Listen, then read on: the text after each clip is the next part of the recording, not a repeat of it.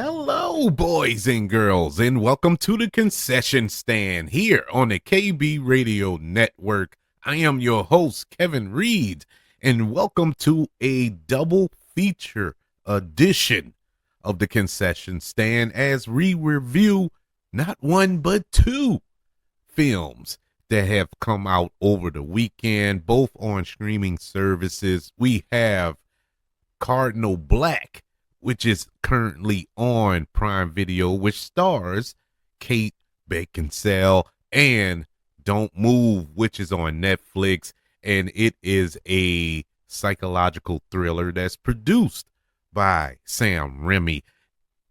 It is ladies' night because both of these films have female leads and strong female leads, but in different ways. Let's start off with Prime Video's Canary Black, which stars Kate Beckinsale, Rupert Friend, and the late great Ray Stevenson. This film is directed by Pierre Morel, who has directed, I think, District 13, which was a pretty good film. It was a French film, action film.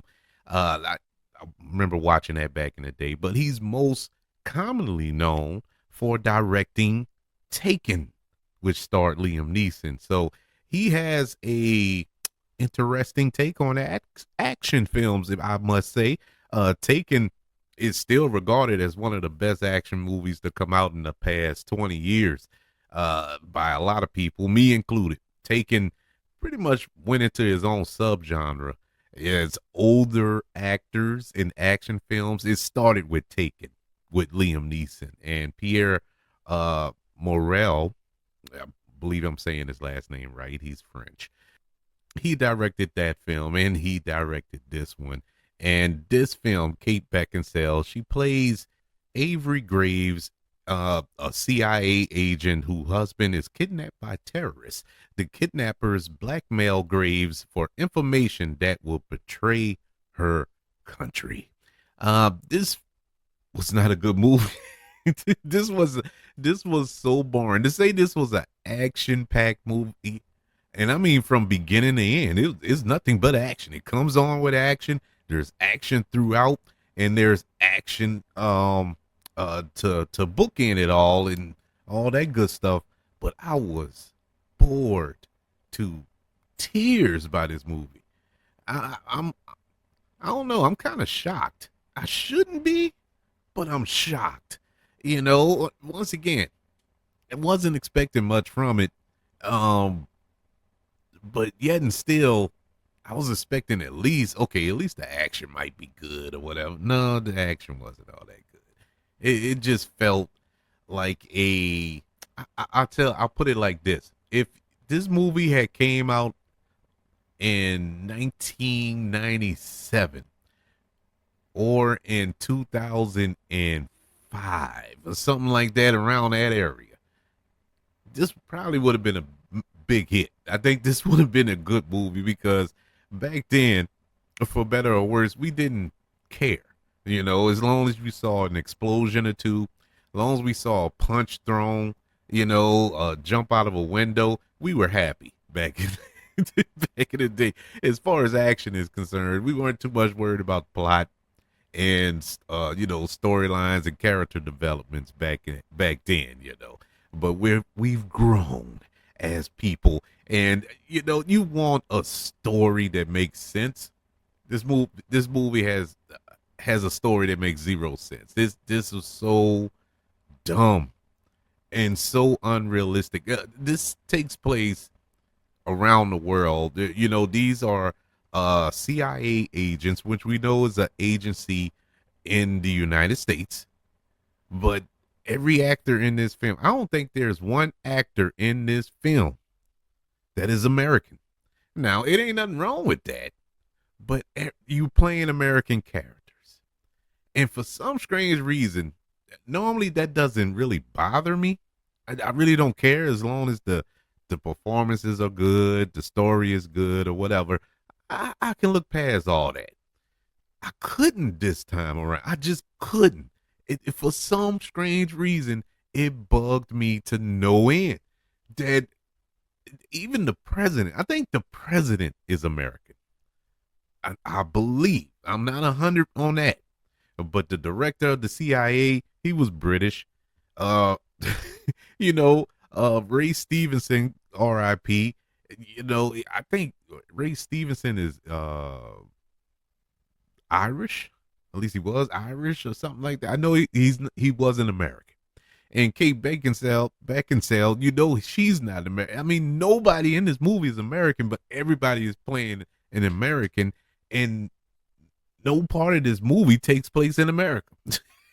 It was just a weird thing, and it was so noticeable, and it just bugged me to no end throughout the film.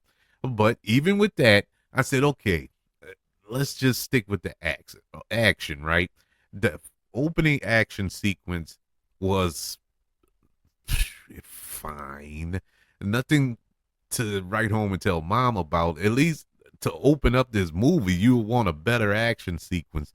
This one didn't do it for me. And I was nervous from the opening scene. I'm like, man, this is what y'all chose to open this movie with? The rest of the action in this film is not going to be good. And I was right. I was right, because that was the best. To say that I wasn't impressed with it, that was the best. Now, I don't know if it was budget restraints or whatever the case. It just, everything just looked cheap. And it just didn't work. None of this, and the story didn't work. Once again, we can get past the lack of budget and action and whatever. I can look past all that if the story will hook you. The story didn't hook you. The dialogue was bland. Everything was just ridiculous throughout this movie. This movie was so bad. This movie was so bad that I didn't finish the last 5 minutes of it. And I know you're asking, well, how can you review it? I mean, what else I need to see? It was the last 5 minutes. It was so bad. I just couldn't take it no more. I literally felt like I was being tortured for 2 hours. And I'm not joking about the time. This movie is over 2 hours long. They had the audacity to have this movie be over 2 hours long. I couldn't take it no more. I'm sorry. And plus, at the point where I stopped it, I knew what was happening. It was predictable. Everything was predictable. This was a bad film, unfortunately. And I like Kate. The reason I wanted to watch this movie, I like everybody involved. I like Kate Beckinsale. I like her, especially like her in action movies. I think she's a very good actress, a very good action star. Going back to the Underworld films, and it was a film she did recently, and the name is escaping me. It's on Prime Video as well. Maybe last year or the year before. Pretty decent film. It was, and I was expecting a film like that with this, but it didn't happen. But I like her. But this was bad. I like Rupert Friend. This was bad. He was wasted in this movie. Ray Stevenson, and it really hurt me. Like, man, this is it. This was his final role. This is the last time I get to see Ray Stevenson in this horrible trash. Oh man, that stinks. That stinks if that's the last impression I'm gonna have of that great actor. Yeah, it was just a hodgepodge of trash. Canary Black, which is currently on Prime Video, gets a letter grade of a D+. Yeah, I wanted to give it an F, but it was one scene in here, one scene in this movie that I actually enjoyed, that I actually felt like they filmed it for a different movie and accidentally edited into this one. But yeah, that's other than that, yeah, this is a D+. But it's not all doom and gloom. We have another review, and this is the Netflix thriller Don't Move, which I saw the trailer for maybe last week, and I didn't hear about this movie, knew nothing about this movie until I accidentally saw the trailer last week, and I was like, man, that seems interesting. A nice little twist to these abduction movies, these uh serial killer type movies or whatever. Uh, it seems interesting. Don't Move. It stars Kelsey Asbill. I believe I'm saying her name right. She you would know her for all of you Yellowstone fans. I'm not a Yellowstone fan. I watched one episode of Yellowstone, the very first episode, and it was like watching paint dry to me. I just couldn't do it. Now I know people love that show. It's just not for me. But she's on that show. Finn Whitrock is also in this film. Who I've seen him in other things. Like I was watching this movie.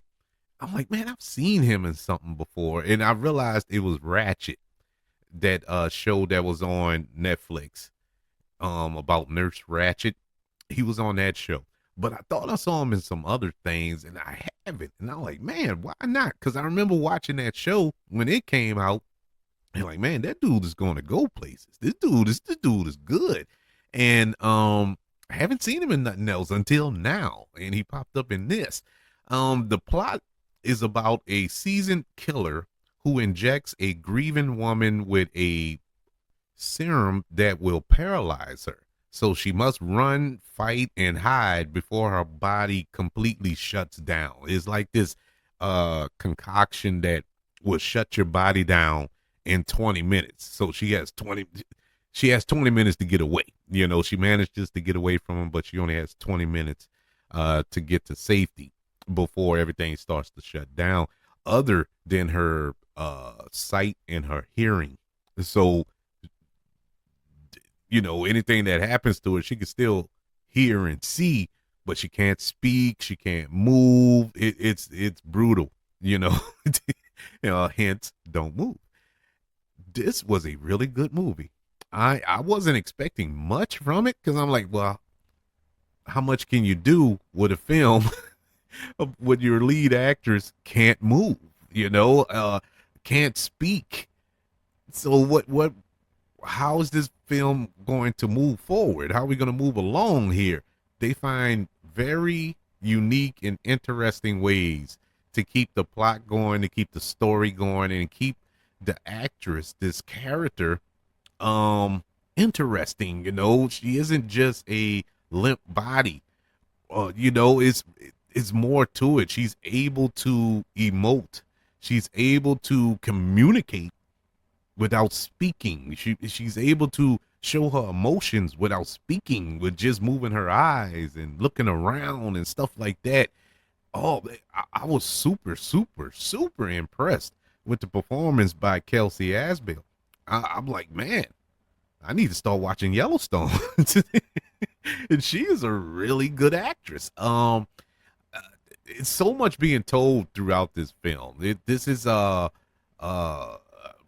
this isn't your typical thriller of a serial killer just on a hunt for this woman through the woods and whatnot. No, there's more here, with because she plays a grieving mother who lost her son, and she's, mentally she's not there. She's ready to check out.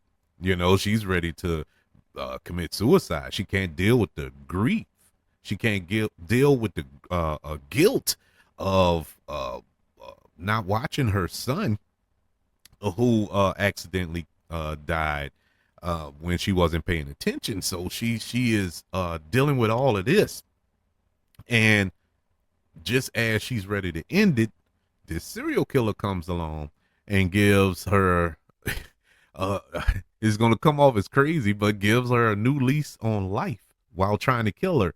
And I thought that was so smartly done. This is one of those films, just like Smile 2, that approaches mental health in a horror aspect. This approach is grief in a thriller aspect. And I'm not trying to compare the two, like the two are on the same level quality wise by no stretch of the imagination, but I'm just saying, as far as storytelling wise, very unique. And I'm not even saying these are the only two films that ever done it. No, but I just like the way this was structured and how, even though when she woke up that morning that this film takes place in one day, she woke up that morning, she was ready to end it all. But throughout the course of the day, she found the will to live through this horrifying experience that she's going through because of this serial killer.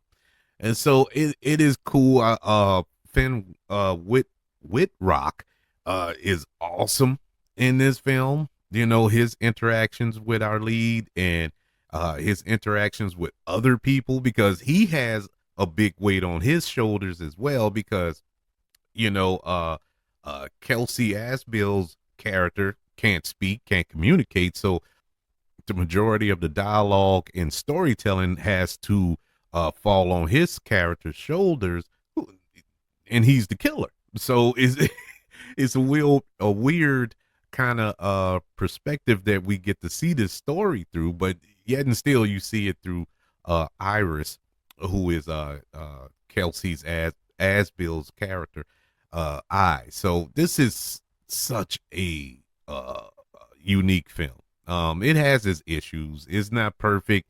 You know, some things is like, theoretically, I guess you could say this movie could have ended in 5 minutes at the beginning of the film, at the beginning of this movie. But, you know, we wouldn't have a movie if characters don't make a stupid decision that everybody and their mama know is, what are you thinking? You know, it's just stuff like that, you know, typical Hollywood movie stuff.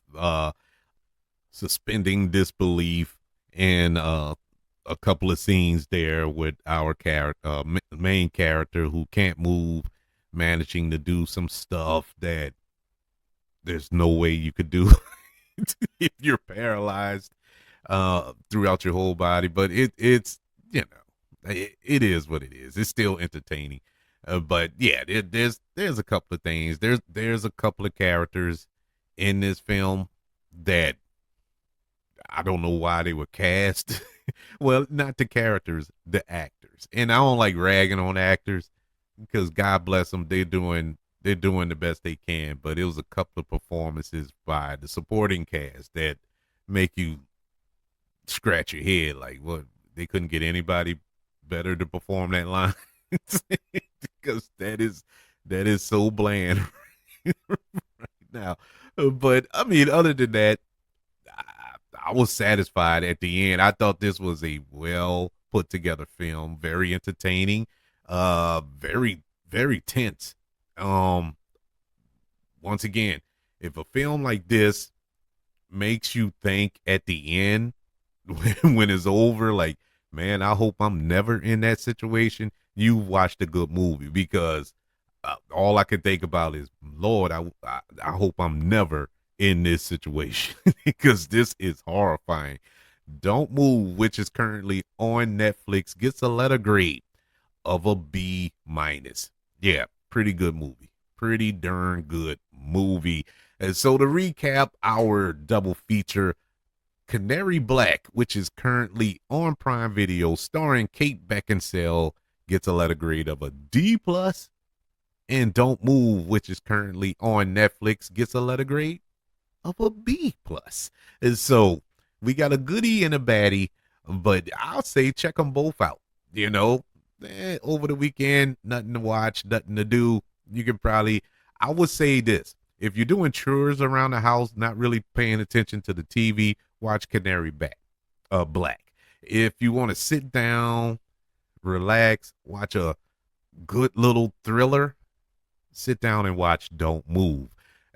That's my recommendations for you. But have you checked out either one or both of these films?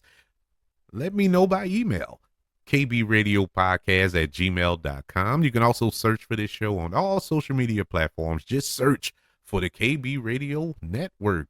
Don't forget about the YouTube channel. Subscribe to the KB Radio Network channel and like this video, pretty please. Also, don't forget about the 5 stars, the reviews, sharing this show if you're listening on Apple Podcasts, Spotify, iHeartRadio, wherever you are currently listening to the Concession Stand here on the KB Radio Network. Everybody, thank you for joining me for these reviews of Canary Black and Don't Move. Want you all to know that I love you, continue to love everyone, and until we speak again, you all be blessed.